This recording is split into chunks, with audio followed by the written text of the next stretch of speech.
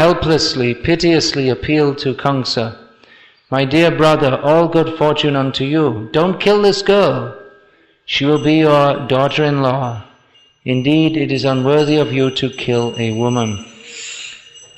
Purport: Kamsa had previously excused Devaki because he thought that a woman should not be killed, especially when pregnant. But now, by the influence of Maya, he was prepared to kill a woman.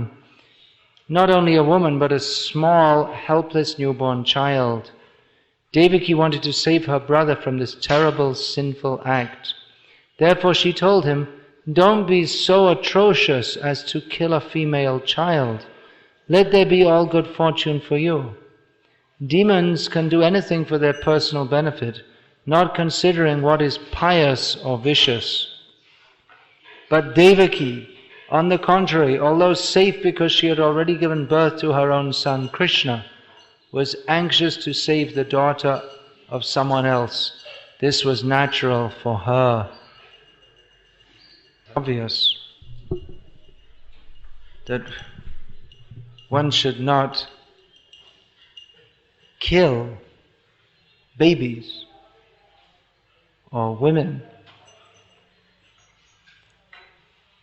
Kamsa was unscrupulous. He had already had so many children killed.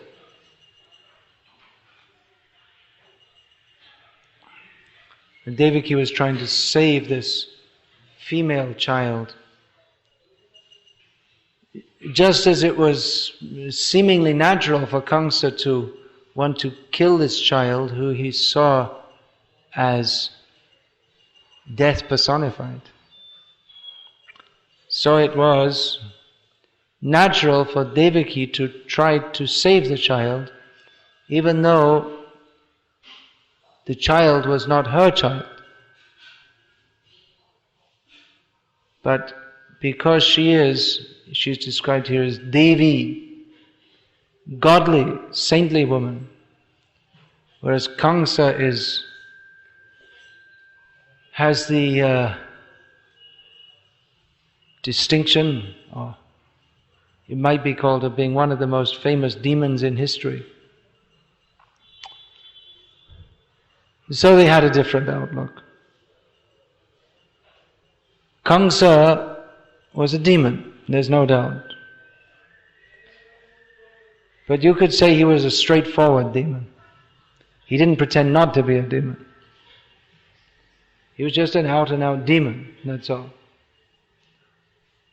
He had no qualms about ordering children to be killed, or even personally killing children, or even he was ready to kill even his own father and sister, brother-in-law, for the sake of political gain. He didn't attempt to justify it on any moral grounds. It was just might makes right. That I'm very powerful and these persons are obstacles in the path of my political overlordship. Therefore, the easy way to get rid of this political problem is to kill them. Or this child is prophesied to be my future death, so let me kill. He didn't attempt to make any elaborate reasoning. His reasoning was very straightforward, and he was very clear about it. That I want what is best for me, according to my own understanding. So any obstacle in the path of my sense gratification should be removed by murder if necessary. So he was a straightforward demon. Nowadays we have seemingly very pious and moral demons. Devaki is saying, Mahantam, Striyang Mahantam, arahasi. It is not proper to kill a woman. 5 classes of people, 4 plus cows. Brahmanas, old men, women and children, plus cows, these are always deserving of protection. Although we do find in some places in the Vedic literature that even, it's not that women and brahmanas, etc., they have a full right just to do whatever they like and they won't be punished. There is punishment also for those who commit very, very sinful acts. But generally it's considered, because generally women are protected. They don't have, protected means there's restriction. They're not, women are protected, so one thing is they're not allowed just to go here and there as they like. Children also, they're supposed to be under the control of their parents. So if they do anything wrong, it's considered actually more the fault of those who should have been protecting them.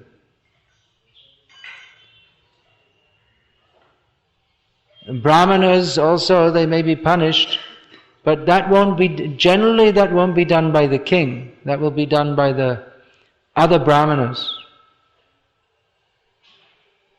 They will prescribe some punishment. The worst punishment is driving them out of Brahminical society. Bahishkar, driving them out. No longer a Brahmana. You go and be Chandal. To revoke their caste, that is the worst punishment.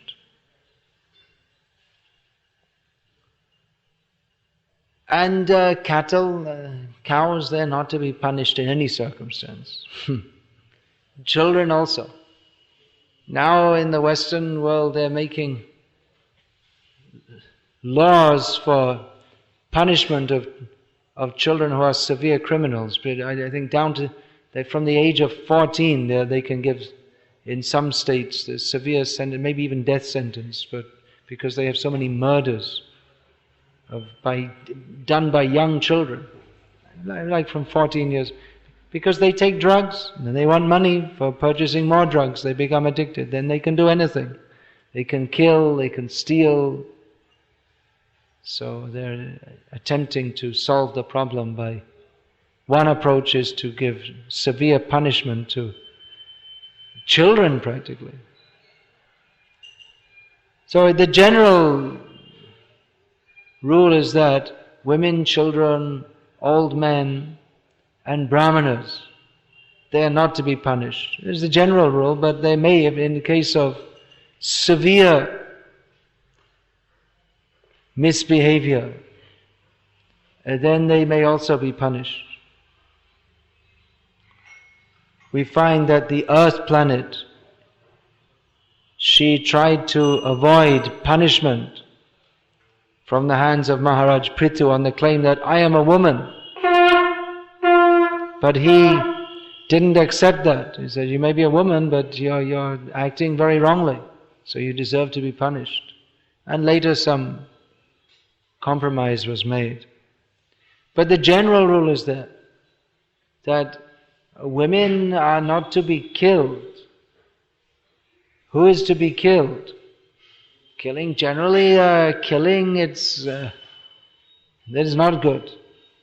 But there may be some grounds for killing. In the fight which is conducted between Kshatriyas, then killing is considered glorious.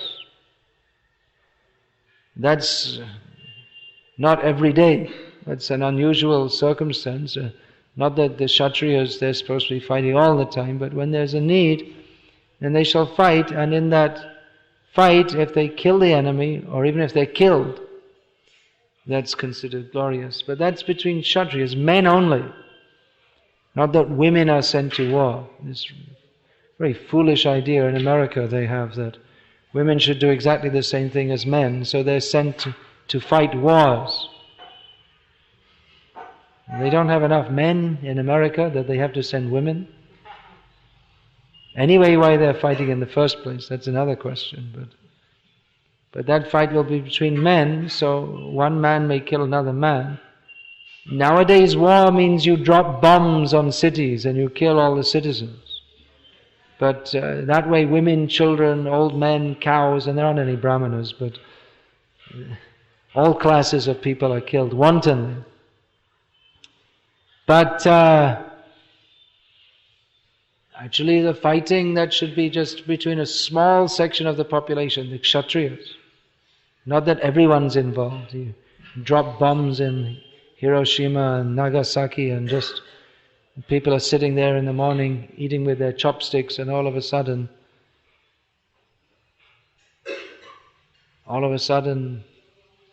no more chopsticks, no more rice. Or even, actually that's famous, but even worse, even more people were killed in the firebombing of Dresden in Germany at the end of the Second World War, when the German troops, they hadn't surrendered, but they were finished. There was no hope of them doing anything. There was no hope of the German troops surviving. The Russians were coming in from the east, and the British and Americans from the west, so they were finished. And thousands of people were pouring into the town of Dresden, which was not at all a military target, but they firebombed it for non-stop for hours and hours till the whole city was just burning, and they killed hundreds of thousands of people. It's not so famous, but more people were killed in here for no reason. There was no military reason whatsoever. So, of course, this is a little bit of discussion of politics here, but America is very anxious that no one else should get nuclear bombs because they consider others are irresponsible, but it was them only who dropped the bombs on Hiroshima. No one else ever did. And they only who firebombed Dresden and killed so many people. This is demoniac. So like I was saying, Kamsa, he was a demon, but he was a straightforward demon. But nowadays we find that wars which are fought ultimately for some political gain, they try to justify it in the name of democracy or humanitarianism, maintaining the peace. The British developed their empire saying that we have to civilize these people. You see, just like in India, the people are uncivilized because they don't eat beef. They're foolish. They don't drink wine. We have to civilize them. They're being misled by the brahmanas who tell them not to eat healthy food like beef and chicken and mutton. And they don't believe in Darwin's theory. They're uncivilized. We have to civilize them. So they're also demons, but they present themselves as being very noble. We're doing a very good thing. We're going to India. We're going to give them real civilization. Of course, they thought that the brown man can never become fully civilized like the white man, but at least somewhat they can become civilized enough to become our servants. So this is the hypocrisy that's going on. We can say that Kamsa, he was a demon, there's no doubt about it, but at least he wasn't a hypocrite.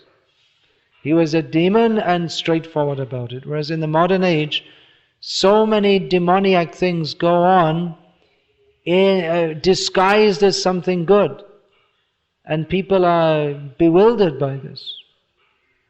Just like in the modern age, everyone thinks it's a very good thing to get your children well educated. But well educated means how to fill their head with all kinds of nonsense, all demoniac ideas. Man has descended from monkeys, and it's very important to get a university degree, otherwise you're not a fully civilized human being. And of course you must speak in English, otherwise you're not really a human being at all. and all these wrong ideas. And even among our devotees, they think that, well, the most important thing is to get my children a good degree and also chant Hare Krishna. That's also a good thing. So, not understanding the real value of life, very concerned with social respectability measured in demoniac terms, actually. So, oh, my son is a doctor, very well trained, or my daughter, gynecologist, she's making good money with her own clinic, performing 20 abortions a day. But people think this is quite normal. You see, here it said, it's not good to kill the child. But in modern India, it's considered very good. It's very good. You're controlling the population. It's very good. You're doing a very good thing. And it's very good to note that India is one of the leading beef exporting countries in the world. You see, India is becoming very progressive and advanced. Of course, there are these foolish people who protest against it, but never mind. Open a new slaughterhouse and develop the economy. It's very important to develop the economy. Never mind that we're building factories and Ganga and Yamuna are being polluted, but even the slaughterhouse water is going in the Ganga. But this is all good. This is for development of the economy, which is the most important thing. Because when we have more money, then we can go to discos and have illicit sex, and we can eat more meat, and we can drink wine and real Scotch whiskey instead of Indian whiskey. And this is the advancement of civilization. And people think, yes, this is very good. This is real. Now we are actually cultured. The British did a good thing. They came to India. They taught us English. They taught us how to wear pants and shirts. And although our ladies, they're a little slow to catch on, but there's still some of them wearing saris. But as soon as possible, they should all wear tight jeans and tight t-shirts and become just like the prostitutes in the West. Of course, we don't call them prostitutes, but that's what they are. You're not supposed to say this kind of thing, but actually it's a fact. So this is all going on in the name of progress and advancement of civilization. So in this way, Kamsa was better. At least he was a straightforward demon. He didn't say that I'm interested in the people. We're doing things for the benefit of the country. He never said such a thing. Just, I'm doing it for the benefit of me. He was straightforward about it. Therefore, we have to see through the eyes of Shastra. If we don't see through the eyes of Shastra, then we'll see through the eyes of some demons. Because Mahajano yena gata sapanta. Everyone is following the path of the Mahajans. Bhaktisiddhanta Saraswati Thakur, commenting on this verse, or Prabhupada actually extrapolated from this, that most people are followers. Very few people are real leaders. Actually, the only real leader is Krishna, and everyone is following Krishna. Manusha Partha Sarvashaha. Everyone is following Krishna, but some follow Krishna directly. Directly means through the parampara system, through the Mahajans, or indirectly through Maya. So Maya there are the Mahajans, Dwadash Mahajan, Swayambhu, Narada, Shambhu. So all the 12 Mahajans. And these are some selected names, but all genuine devotees are Mahajans, great personalities. Bhaktivinoda Thakur has spoken of Nityananda Mahajan. So any great devotee is a Mahatma Mahajan. But the demons, they also have their Mahajans. For the Rakshasas, Ravan is a Mahajan. For the anthropologists, Darwin is a Mahajan. For the demons, Daityas, Hiranyakashipu is a Mahajan. He had his followers. It wasn't that everyone was against him. He had so many followers among the demons, many famous demons, their names you can find listed. Then Hitler, the German people, and they followed him. There are very few Germans who didn't follow him. They all thought, yes, he's right. You see, the Jews have done so much damage, and we need to follow Hitler. Hitler will make our country strong. And he did, by the grace of Maya. Of course, everything got smashed in the end. But they considered, yes, Heil Hitler. Have you seen? He's a very charismatic figure. He got all the people to... They all agreed. They all agreed to go to war. It's not very pleasant to go to war. You can watch in the movies, if you want to waste your time.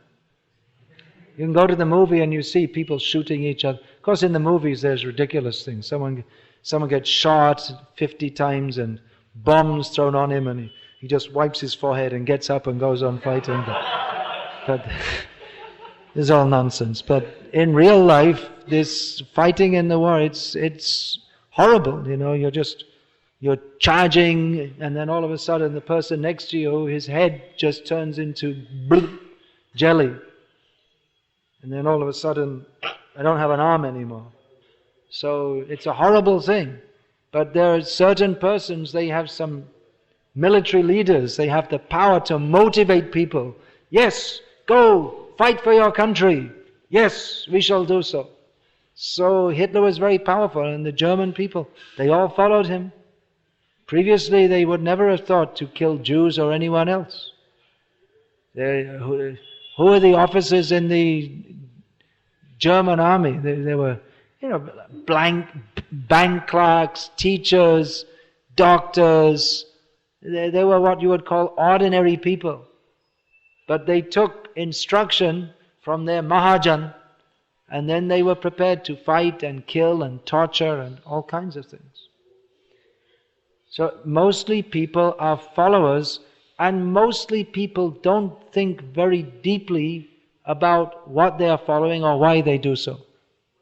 Just like I was giving that example, that young girls nowadays in India, they like to wear tight jeans and t-shirts like this. So I doubt if any of them who do so thought very deeply about why they're doing so. What will be the effect of doing so? But whether it will actually benefit me in the short term, medium term, or long term. But just they see it's advertised like that, and others are doing, and they do. And most people are like that. All these fashions, simply they make some fashion and everyone follows. That's how the fashion business works. It's a very big business in the West. They bring out all different fashions, and then everyone buys it. All the different style of clothes and shoes, and different hairstyle becomes in fashion, and people follow. Not everyone, but those who are dedicated followers of fashion, they like to, they'll go on whatever's fashionable. They'll alter their hairstyle this way, that way, the other way, their clothing, because people don't think. Most people don't think. And therefore, the Shastra enjoins us to think. Manishi, we're advised to be thoughtful. Now sometimes it's talked about blind followers of religion. Just it's in the book and you follow. But devotees or thoughtful persons, they are advised, if you're actually intelligent, we should take direction from Shastra. because we cannot ascertain reality by ourselves. So we should accept there is some higher authority that has the highest knowledge, and we should seek that out. So we can find that in Shastra, but we are advised not to blindly follow. We should try to understand as far as we can with the intelligence that God has given us. Now, this doesn't necessarily mean that we doubt everything, because, as Prabhupada quoted in the previous purport, that those who are faithless, ashadadhana purusha dharmasyasya parantapa, aprapya mang nevartante mrityu samsara vardmani. Those who are faithless, they cannot make progress in devotional life. They must fall back. Because we can, at every step, we can ask, why this, why that, why this, why that, and there has to be some faith. Otherwise, we can't make any progress. If we question everything, then we can't make any progress. If someone says, well, I don't believe in anything. You believe in something. When you're hungry, you eat. You believe that by doing so, your hunger will be mitigated. When you're eating, you don't, I want to check if it's not poisoned. You just eat. You have faith that it's not poisoned. Which usually it isn't. Almost always it isn't. You have enough faith. So we have to have some faith. If we're breathing, if we think, oh, someone might have released some poisonous gas into the atmosphere, stop breathing. We can't do anything if we don't have some faith. We can't breathe, we can't eat, we can't walk. So you must have some basic faith.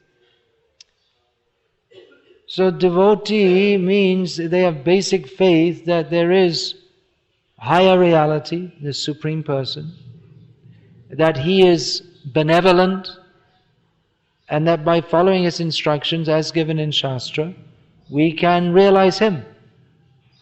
So that's a reasonable faith. Just like most of science, people say, well, it's all proved, but most of it's just faith, and a lot of it's rank speculation. Just like they presume there is so much unseen matter, dark matter in space, because otherwise, where does all the gravity come from? It's just presumed. No one's proved it, and it's not provable. But they just presume so, because otherwise, how do you explain gravity? How do you explain that the planets are staying in motion? So it's a guess, which is accepted on faith. There's absolutely no proof whatsoever. But they've guessed so. And it's called science, but it's not actually science. It's just a guess, and they believe in it. It's called blind faith, actually.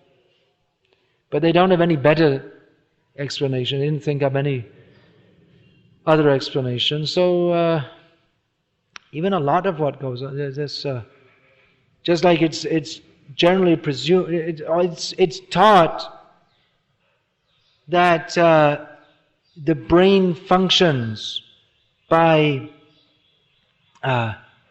relaying of charges between the neurons. But there's no proof of it. It's just presumed. No one's ever proved it. But it's presumed so, and it's taught like that. So it's faith. This whole evolutionary theory, it's not science. No one's ever demonstrated that man has descended from monkeys or anything else. But it's just presumed. Big Bang theory is not proved, but they go on talking as if it's a fact. It's just faith, that's all. It's not science. Science means they should be able to demonstrate it. So those who say that religion is just a kind of faith, yes, that's true. But it's reasonable faith, and it's certainly no less reasonable than the faith of those who say that everything has come into being by chance. That's really blind faith. Because if we make a hypothesis that everything has come into being by design, it's actually a much better hypothesis. Because even if we think that even the most simple cell in our bodies, if we think it could have come into being by chance evolution, it seems there have to be so many preconditions.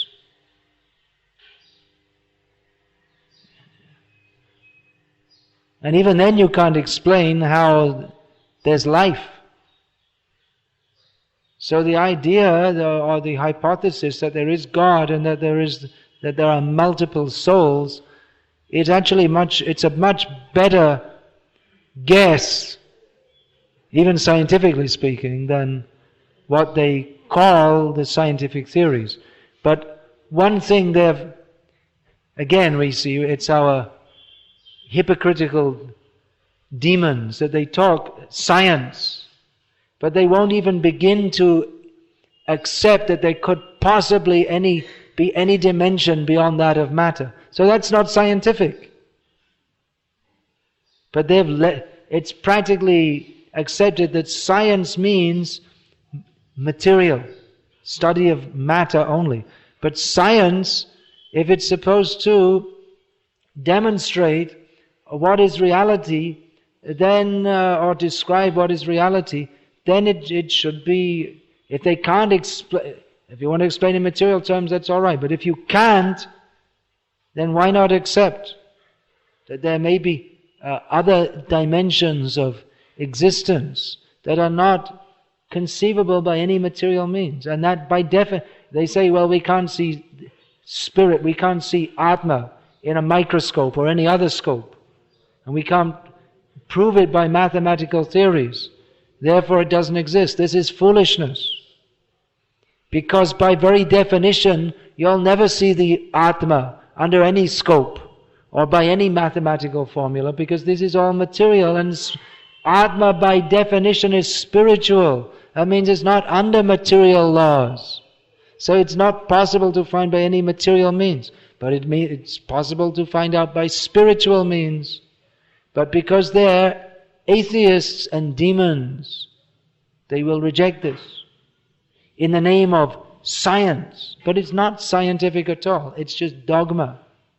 We shouldn't be fooled by dogma, atheistic dogma, which is covered with euphemisms such as science or humanitarianism or humanism, morals, ethics.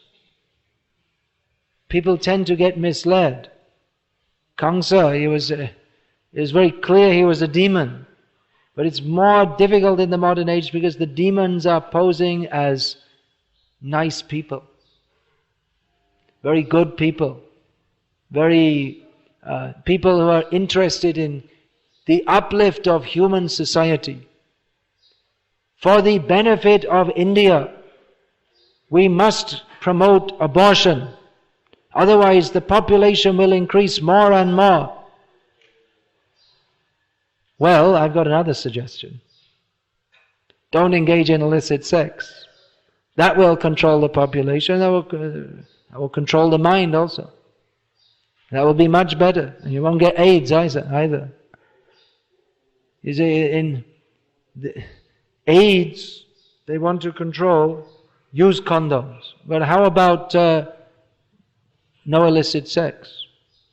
They don't promote that.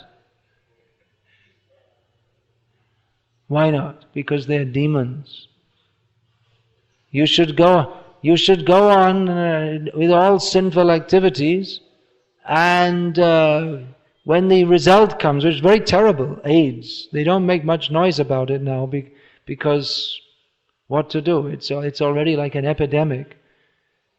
And they don't want to tell people that you just live like a gentleman.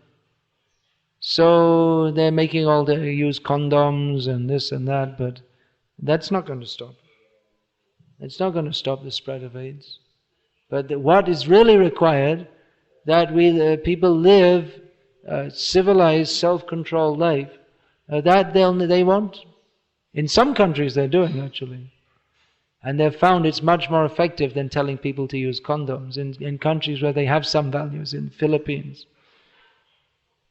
they're telling that you just stick to your wife. Don't go running here and there. And hope that your wife doesn't go running here and there. And then there won't be so much spread of AIDS. But they don't want to say. Because they're demons. So they're advertising, big campaign. We're benefiting India by making a campaign against AIDS. Why don't you make a campaign against degradation of human society by illicit sex? But rather they're promoting the opposite. They're promoting homosexuality, lesbianism. And at the same time they're saying, be careful of AIDS. Isn't this hypocrisy? They're saying, we want to punish the rapists. This rape should be stopped. It's very bad. But at the same time they're showing all pornographic movies, practically pornographic. And they're encouraging the girls to dress in such a way and put on toenail polish and all these things to try to attract men. And going out without any escort or just freely moving here and there, joking with young men. And they're thinking that they're doing everything required to attract men. And then there's rape case and very bad. He should be punished very severely. Rape is increasing. Very bad. But they're doing everything to incite lust. And then why will you be surprised if there's more sexual crimes? And so many crimes, sexual harassment at the workplace. Why the women are at the workplace anyway? They're encouraging that why should women not have, they should also have careers. Why should they be deprived, as if it's something wonderful to slave in an office for 10 hours a day? The men, they have enough work to do, but they're thinking, you should also have the right. They're cheating. They're cheating the women by saying, you should have the right to work. Why do you want to work for? You think the men want to work? They're only doing it because they need to maintain their family. It's not something wonderful. Oh yes, we also want to go to work. We also want to slave at the office or do some job. And this way, all their wrong ideas, and then the whole family breaks down because they don't want to have children, and then they have children, and then the women are too busy working, and there's no one to look after the children, and then they're at the workplace and they're flirting with the men there, and it's all crazy. The whole modern society, all mad ideas, all wrong ideas. They think they're so puffed up. They think that, well, previously the whole society, they were primitive. But now we're very advanced. So now we've given equal rights to women so they can go and mix up with all different men and get raped and all these things. So it's very advanced society. And never mind, we have all these diseases, but we're working on the cures. Sorry you're dying of cancer, but anyway, never mind, because in future we'll find a cure for someone else, not for you. So a very hypocritical society in which they purport to be acting for the benefit of others. But actually the whole society is set up so that everyone becomes a paka demon. And when people become demoniac, then they can't think clearly, because they're thinking, how is their thinking? Pravriting cha, nivriting cha, janana vidurasuraha, na shocham na pichacharo na satyang teshu vidyate. Because they don't study Shastra, because they don't follow Shastra. Therefore they do not know what is proper behavior and what is not. That is the symptom of a demon. Those who do not know what the Shastric injunctions are and how to follow them, they are called demons. And therefore, they are unclean. Ashocham, they don't behave properly. That means according to Shastric directions. And they do not know what is truth. They are far removed from truth. So, Krishna conscious movement, it means to give people clear knowledge of how to live and act in this world so that we may be elevated. Tasmat chastram pramanante. Karya, what is that? Tasmat chastram pramanante? Karyam evastita. Gyatva shastra vidhanokto. Amihar hasi. Time for a little entertainment. It's just like on this Atma TV program I watched it once, you have devotees speaking Bhagavad Gita. So Indriya Daman Karna Chahiye, then you have the break with all the dancing girls. Then again we go back to Tapasya Karna Chahiye. It's kind of, variety.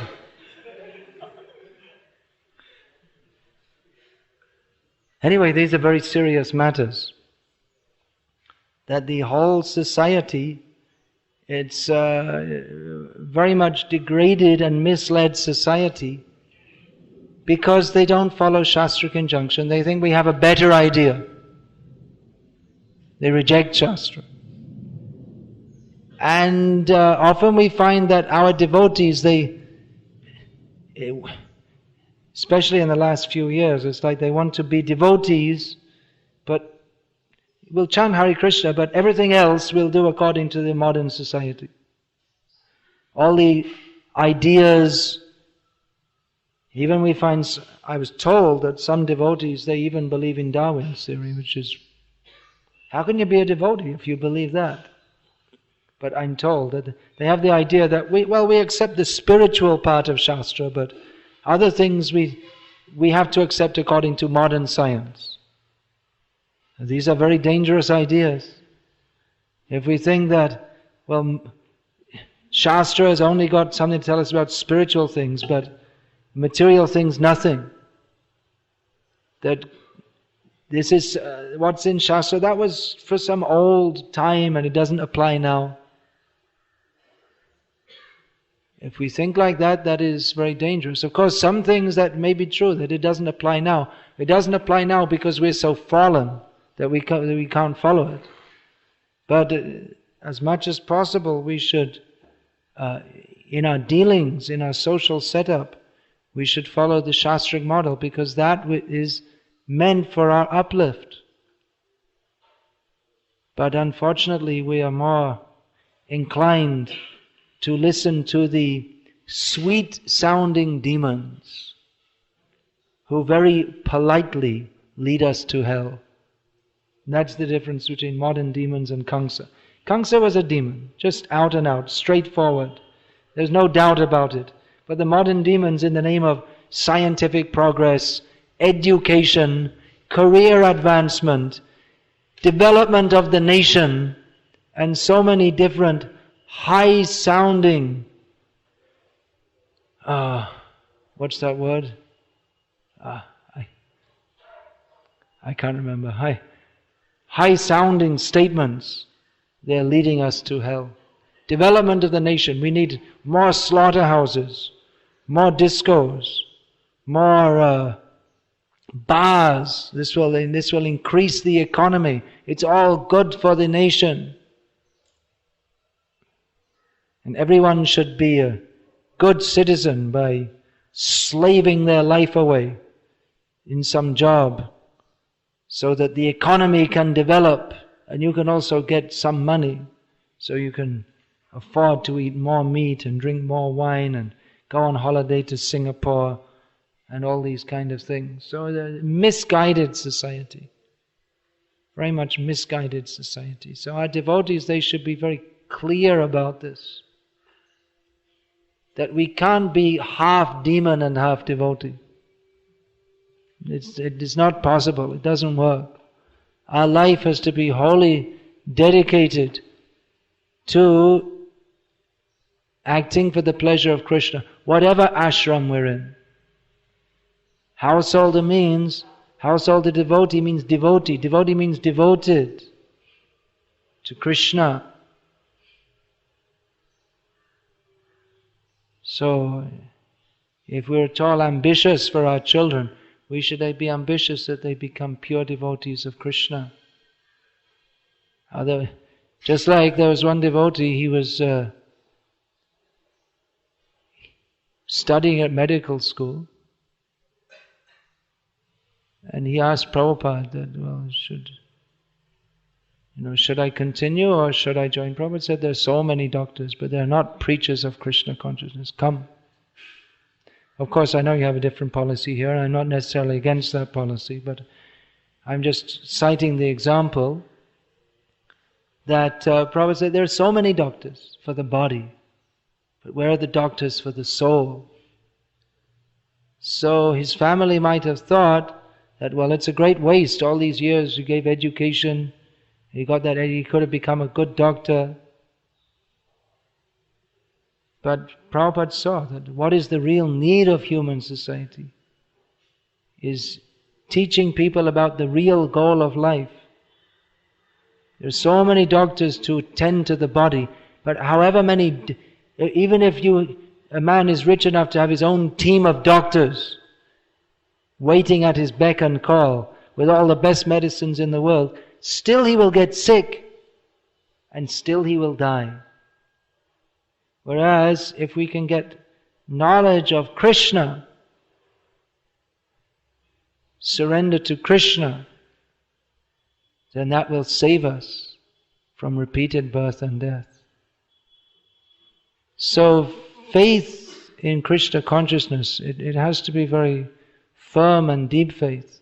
If we can see through the eyes of Shastra, as Prabhupada did, he laughed at the whole world. Of course that was with compassion, but he laughed at the foolishness and in this way taught us to see how all the endeavors of the materialistic society, their space research, medical research, their Olympic Games, their cricket matches, they're building universities, they're developing the economy. You add it all up together and it comes to a big zero. All useless. That's being generous. Actually it's minus, but just to be a little generous to them, we'll say zero. All useless. Everything that we may do in this material world, it's all useless without Krishna consciousness. That understanding should be there. Hare Krishna. By pretending that the daughter of Yashoda was Vasudev's own child. So in that way he was crooked for Krishna. Otherwise, in general, this crookedness is a disqualification in devotional service. Chaitanya Mahaprabhu listed among the upashaka or weeds that obstruct the luxuriant growth of the bhaktilata. He said, Nishidacha kutinati jibe hinshang labh puja pratishta jata upashakagon. So he listed kutinati, kutniti in Hindi, kutinati as this duplicitous behavior as one of the obstacles in becoming Krishna conscious. So for Krishna's service we may be, but for our own aggrandizement, that is not good. Everyone in the material world is doing like that. How to win friends and influence people. Be nice to others so you can extract some benefit from them. That's the essence of that book.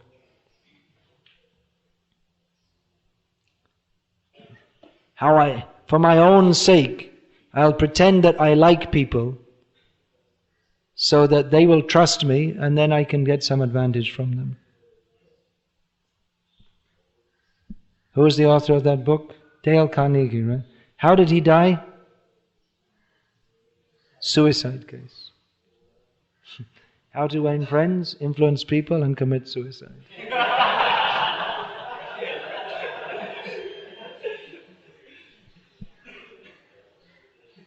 That is a book of how to be duplicitous. Bestseller. I'm okay, you're okay. Another bestseller. Hum chup, tum bhi chup. That's the same thing. You do all nonsense, I won't say anything. Then I'll do all nonsense and you don't say anything. This is called tolerance among the demons. Such tolerance is demoniac. Then? Maharaj, we're talking about Darwin's theory and other scientific notions. When we study them, we see that they're actually totally, as you said, blind faith. But how does this go on? Is this sound coming through? Can you all hear? Any no's? All right. The scientific ideas like Darwin's theory or Big Bang, they are not even science. As you said, they're just guesswork. So how is it that... Well, it's educated guesswork. They don't just say there was a Big Bang, but they write big books about it. So it seems as if it seems convincing because they write so much about it and they give theories and calculus and this and that. So how is it that the scientists get away with this sort of things? It's even a person with a little common sense can understand that it is nonsense. So well, how do they get away with it? Most people don't have common sense. It's not a very common thing, actually. What's called common sense is remarkably uncommon. Just like I was saying, people follow fashions. Because everyone dresses in one way, they also dress in the same way. Because everyone starts wearing some kind of earring, they also wear. Where's the sense in that? There's no sense.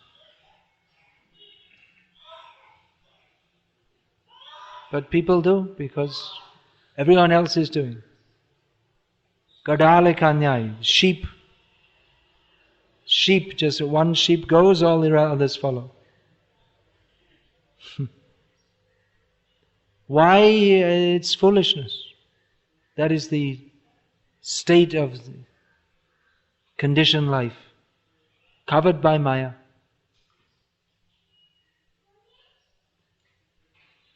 The tendency to follow, without following who we should actually be following, Krishna, then we follow all different rascals. We also become a rascal. Then others follow us. It goes on. It's called Andha Parampara.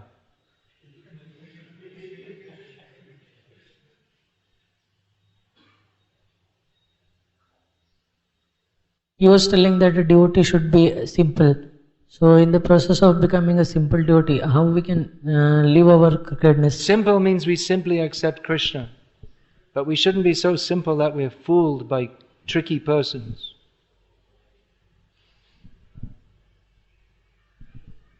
We're dealing in a world of crooked persons, but we should have the clear, simple vision to understand this is all cheating.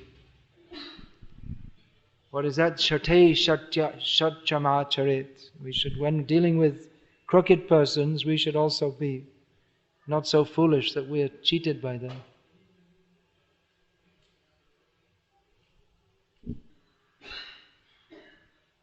How to become a simple devotee? Well, if you're not, then you wouldn't be here, would you?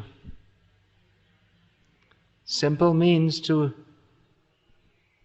instead of filling the mind with so many different doubts, we accept, yes, Krishna. Sarvam etadritang manye yang mang vadisi Keshava. That is simplicity. Whatever you say, Krishna, I accept, Arjuna said. Not blindly. Arjuna didn't accept blindly. He had plenty of questions and he had doubts. But his doubts were not to have... You see, Prabhupada explained there are two kinds of questions. One is to understand Krishna and one is to avoid Krishna. So just like Arjuna asked Krishna so many questions, Katame tad vijanayam tvam ado proktavaniti. How can I understand that you spoke to Vivasvan? But he didn't say, well, this is all nonsense, I don't accept. He said, how can I understand? He didn't say, I reject. So the basic faith should be there, that there is Krishna, we are His servants. On the basis of that we should proceed. Please pass the mic to the back. Maharaj, while preaching, we tell the people that Lord Sri Krishna is the supreme controller. He controls everything. But their counter argument is that in their daily life, they see that so many demons, they control the things. Like suppose somebody wants to get a job, then he has to have some reference, some jack somewhere to get the job. So they observe so many things in their daily life, so that how they can actually see that Lord Shri Krishna is the supreme controller. Actually all these demons you can see through Shastra. But we say Krishna is the supreme controller, that doesn't mean there are not other controllers, there are sub-controllers. Ishvara Parama Krishna. There are sub-controllers. But that there are sub-controllers suggests there's a supreme controller. This world is basically systematic. If it were not so, then we couldn't study anything. The study of any subject means to study certain patterns, isn't it? Science means to study what are the laws governing the interactions of matter. So if it were not, if it was not systematic, if it was not regular, then we couldn't study. And if we didn't think in a systematic way, then we couldn't study. So that the whole world is systematic suggests that there's a supreme controller. To say that it's come into being by chance is actually quite illogical. So yeah, we don't say there are sub-controllers, yes. There may be the controller of an office. There's a very small controller. He doesn't actually control, but has some measure of control. There may be the controller of a family, maybe a controller of a country, but the supreme controller is Krishna. That's all.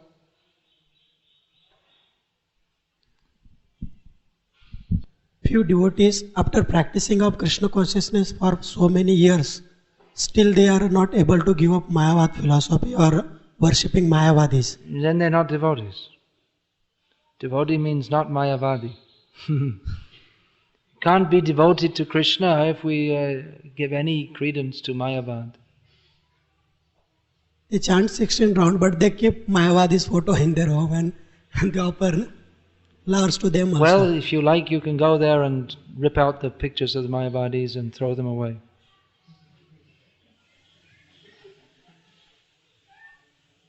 If you invite me, I usually do that.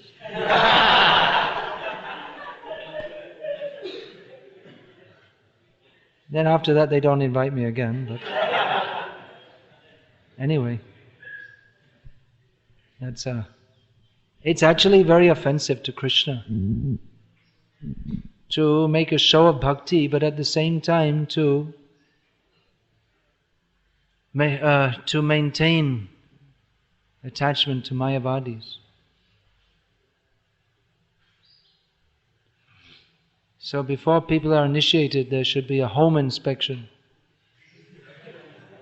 What's going on in the home? They're coming here and singing Jai Radha Madhava Kunja Bihari and then going home and worshipping some Mayavadi. No initiation. They shouldn't be initiated. The essence of initiation is dedication to Krishna, surrender to Krishna.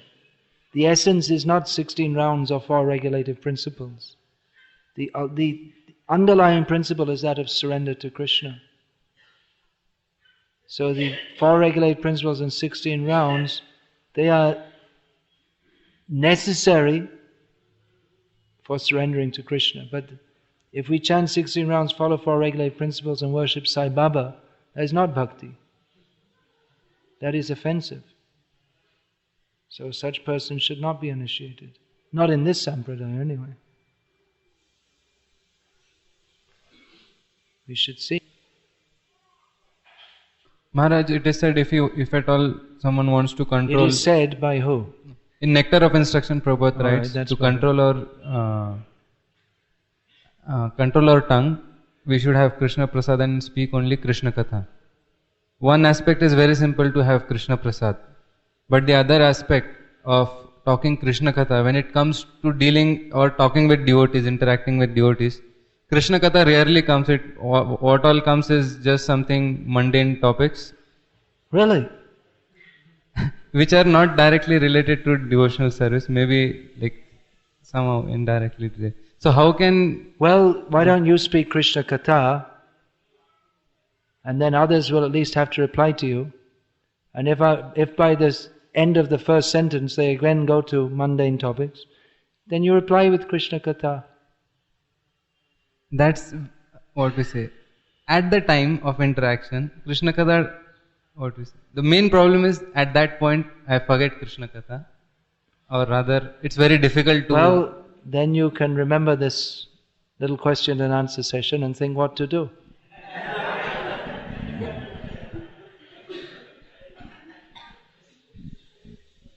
Living in this world, there may be many things that we discuss which are apparently not related to devotional service.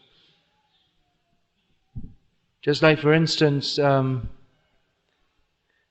fairly often I discuss with devotees. I don't go into great depth because I'm not very interested in computers, and I have the privilege of being able to give my computer problems to other people to look after.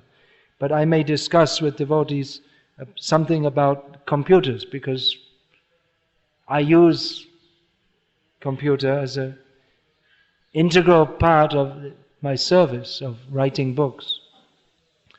So we may discuss about this, that, this drive, that drive, and how many gigs, and this and that. But it's all related to devotional service because I'm not in the slightest bit interested in computers per se, but because I need for my service, then I discuss.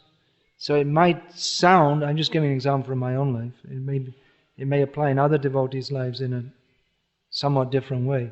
So it may sound that we're just talking something mundane, but because we're doing so to facilitate service ultimately, therefore it's not mundane. There's a very interesting anecdote of Bhaktisiddhanta Saraswati Thakur. He was in Assam, traveling and preaching, and they were going in the bullock cart, and another bullock cart came alongside,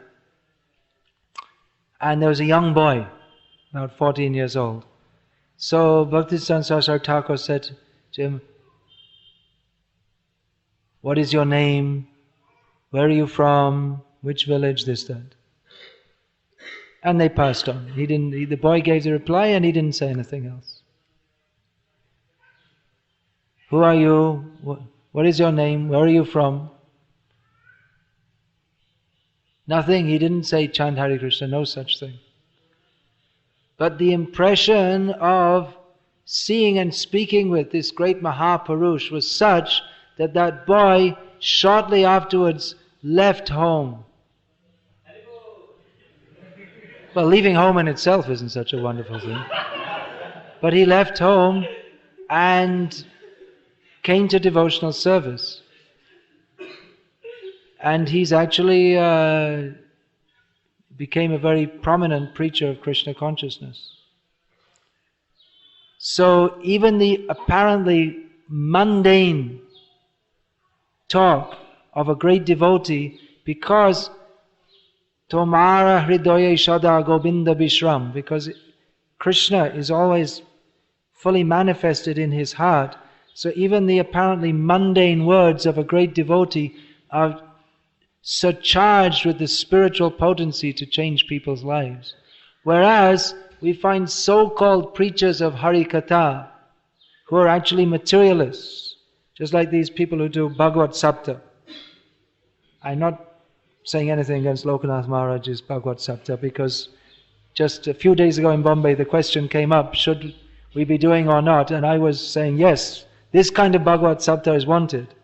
But Prabhupada was speaking against the materialistic people who do so for maintaining their family. So this kind of, Lokanath Maharaj does, that's very good, I'm all for it. But this kind of cheating Bhagavad Sapta, where their aim is not to glorify Bhagavan, their aim is to fill their belly and to collect umbrellas and all this kind of thing, which they sell back to the shop. The umbrellas get cycled from, they go to the Kataka, they go back to the shop. Then another guy comes and speaks on so-called Bhagavad Katha, and then again they all get sold and they all get given to him as a gift, and they sell them. You know how this goes on? Because in Shastra it said you should give a devotee things like umbrellas, and so they give so many, they collect so many umbrellas, and what are they going to do with so many umbrellas? So they sell them back to the shop wholesale, and in this way they go, the umbrellas. I saw once, I was, for some devotion, for some service, I was sent once to see this Kanchi Shankaracharya, what's his name? Chandrasekharendra. So I saw him, I was waiting to see him, and so many coconuts were offered to him. And when there was a big pile, they brought them outside, sold them to the shop outside, and again the same coconuts were bought, and again they were offered. So like this, these, anyway, I got a little bit off the subject here. This is Prajalpa, maybe. So Bhagavad Katha, they're doing, but their aim is, although they'll speak, oh la la, and they'll sing some songs with harmonium and cry a bit, but their aim is to collect money. That's why they have to put on a good show. And that's why people think, that's a good speaker. Oh, that's a good speaker. That one's not so good. Judging on how much we judge who is a good speaker depending on how much it entertains me, how much it satisfies my senses. So they've polluted the whole path, the whole subject of Krishna Katha has been polluted by these rascals. So they're speaking Krishna Katha. No one will ever surrender to Krishna in millions of years by hearing them. Rather, they will become less inclined to surrender to Krishna by hearing such persons. Even though they're speaking Bhagavatam, supposedly, whereas the apparent Gramya Katha of a great devotee that can change the life of a person because it's infused with Bhagavad Shakti.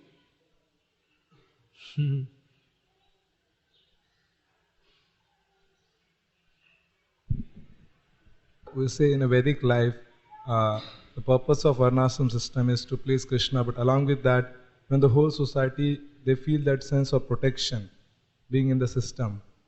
But as we say in today's Krishna consciousness, because not being having that system of protection, and we see that even the devotees also, they go for such a demonic aspect of today's civilization, that going for higher education and all those things.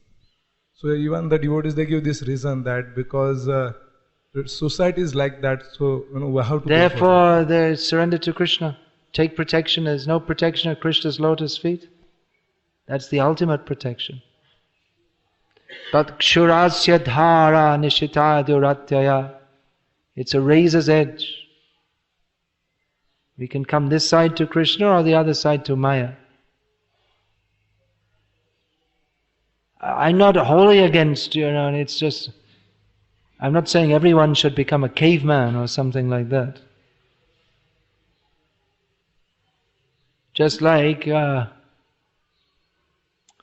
one devotee, he was an accountant and he was doing preaching also, but he told me that if for some months I decrease my preaching somewhat and spend more time studying, then I can get a higher degree, and then doing the same amount, after that doing the same amount of work every day, I'll earn significantly more income. So he asked me what I should do. I said, go for the study. It's a few months. You're a young man. You have a family. So I'm speaking principles here. It may be that we do make some adjustment to the modern society. Just like I told about the devotee who was studying medicine. Prabhupada said, just leave your studies and come to join. But I don't necessarily preach to people. In fact, I generally don't tell them to do that. But the principle, I'm saying these things to demonstrate the principle of understanding that Krishna consciousness is our only real need. How we approach that real need living in society today, that may be by a somewhat indirect method. That may be. But we should be very clear. Just like, for instance, if a devotee goes for so-called higher studies, it may be that by doing so that his financial position is improved, because anyway he's going to work, so then he can maybe save and retire earlier, or make more donations to the Krishna conscious movement, and look after his family in a manner that's more pleasing to them, old parents, this, that, the other. So if he does that higher studies but keeping Krishna very clearly as the goal, that we're not bewildered thinking that I become a better person by having a better degree or something like this. Or if he doesn't think that actually it's a requirement. But if everything's in perspective, then it may be undertaken. The point is to keep everything in perspective. How to apply these principles in our day-to-day life, for that we require personal guidance. Foreign companies are outsourcing projects For to what, India. sorry? Foreign countries, they are Foreign outsourcing countries. their projects to India. I'm sorry, Foreign countries. sorry, but just hold the mic. Projects to Indian companies. So I'm sorry, I can't follow. Outsourcing. Yeah. Yes. So I'm working in one of such outsourcing company backup office. So I Can they get a hear you at feeling the back now? sometimes. Maybe you moved it too far away. Excuse me. Yes, like who are non-devotees. Yeah. So Well, it's that not time only foreigners who are non-devotees. in my Indian company. Yeah. So I get a feeling that if at all they would be devotees, like it would be a very better condition in the same place. But there is no facility as such that the people who are working outside nowadays, because most of them are foreign projects only, wherever devotees are working nowadays. So in such conditions, that feeling is... Therefore, Prabhupada he very much wanted these rural communities where devotees can live together and chant Hare Krishna. Because if we are taking a salary from non-devotees, then some way we have to be compromised. It's very difficult to well, it's not possible actually, because if we're working for non-devotees, then we have to do what they want for a large part of our lives, and work on their terms and conditions. So therefore Prabhupada so much wanted that devotees can live on the land, simple life, without so much stress and anxiety. Austere life, no doubt, in some ways. But by doing so, we'll have time to chant Hare Krishna, we'll have that association by which we're encouraged to do so. So a lot of preaching goes to devotees how to live in the modern world. But actually Prabhupada's idea was that we just cut out. Live according to our own terms and conditions. That was Prabhupada's revolutionary idea. Because it's not at all favorable for Krishna consciousness to take money from people who are engaged in grossly sinful activities. It's not favorable to associate with them in any way. We feel ourselves forced to do so. But Prabhupada gave the alternative. If we have the courage, we can take that up. Maharaj, we have seen that even if it was started, such communities, but it has not been successful. Even of late also, like communities even in Maharashtra got stopped. Means why then it's happening? Well, it's, but the attempt was there, and Prabhupada gave the idea so it can be successful. We should have the faith that Prabhupada knew what he was talking about. We shouldn't think it cannot work. That would be offensive to Srila Prabhupada if we think it cannot work. So if it didn't work, that means that we didn't properly follow what Prabhupada said to do. Isn't it? Because there's nothing wrong with what Prabhupada said. So we should find out what we did wrong and then do the right thing. So we may say it's a failure, but then material life is always a failure.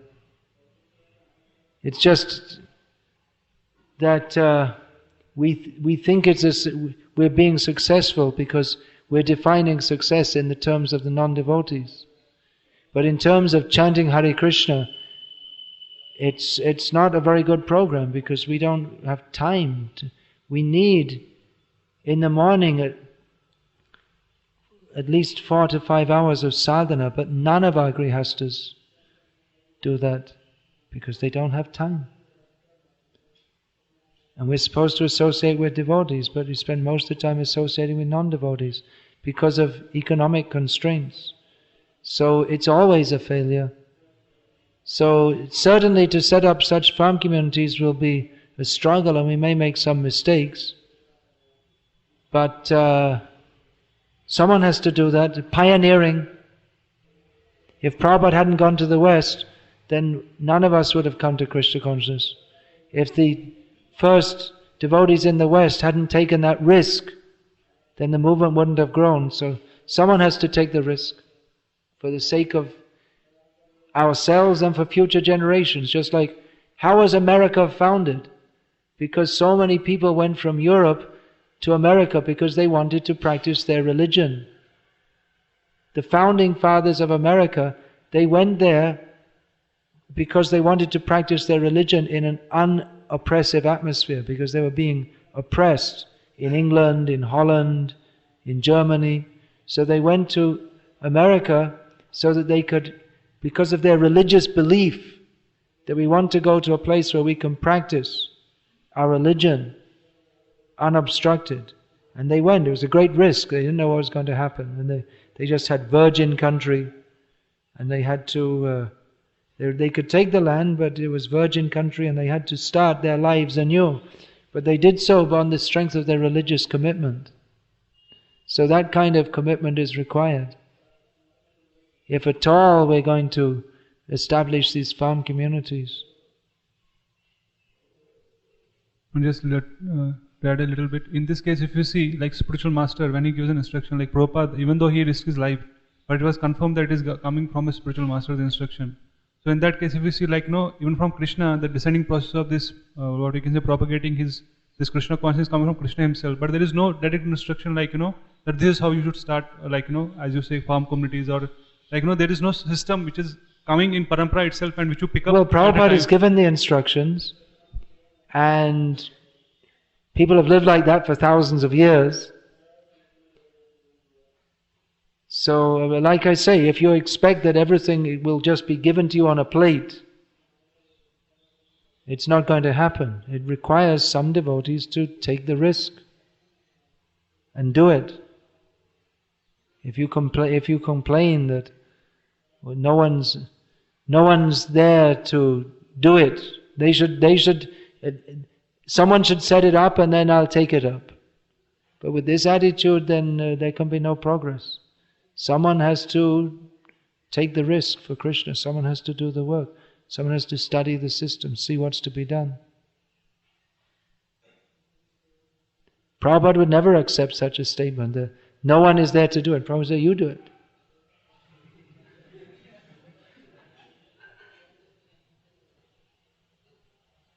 The thing is that due to modern education, we have this Shudra mentality that I have to get a job. Shudra can only be employed. He can't think how to be independent. He's afraid of being independent. Whereas Vaisya, Kshatriya or Brahmana, they will never be dependent. So it's like that. We're thinking someone has to set it up, then I will fit into the system. This is Shudra mentality. We have to rise above that.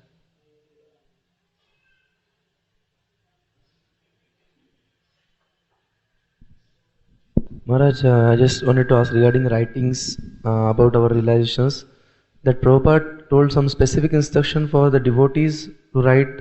What is the specific reason behind writing the books? Like, is it Specific reason for writing the books is to give knowledge of Krishna and Krishna consciousness. For a devotee, writing is kirtan.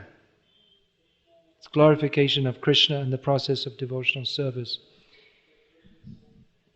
In about, I think, about the 10th verse of Srimad Bhagavatam, very early in the Bhagavatam, Prabhupada wrote that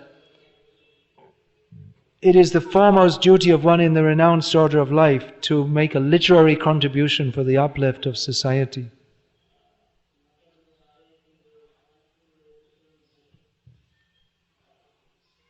Foremost.